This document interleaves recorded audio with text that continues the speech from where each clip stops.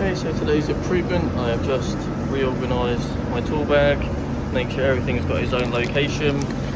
I have some boxes of screws, but what I've done is put like a little tub in here, so I've got an assorted box of screws, so I don't need to have 6 or 7 tubs of them in there. Home for the drill, just making it much neater.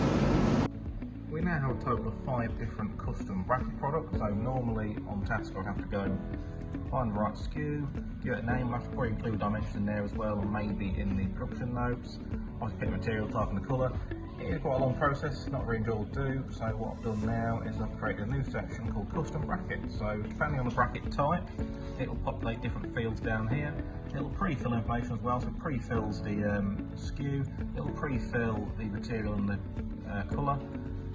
Immediately do it as a red dot and it will match in the production route. All I really have to do is give the order number from the person who's bought it and then give these dimensions so it can populate these fields.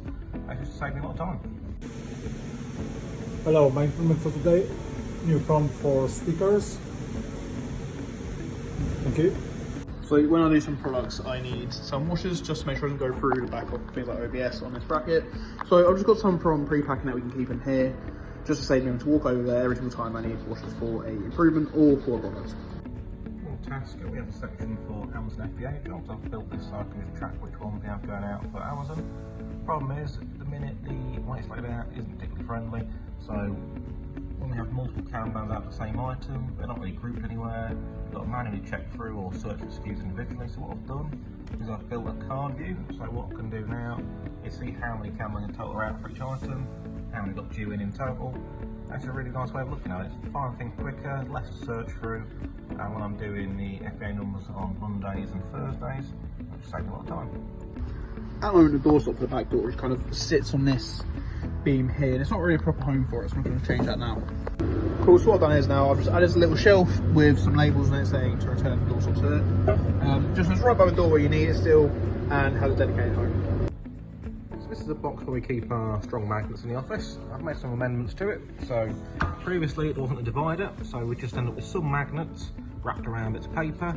I've thrown away all the empty ones because there was quite a few empty ones in there. So now it's a nice divider, keeping the magnets separate from the stickers, and on the underside I've added a little bit of cardboard. So previously the magnets were actually that strong, they'd go through the XL4 here. I've magnetised the barrier for the next one. So now we have that bit of cardboard there, the magnet can't work, and yeah, we don't lift that off at the same time as lifting this off. Hello, my and Chris improvement for today. We changed the air hose in the powder coated area and fittings as well. Thank you. Great job everyone, thank you very much.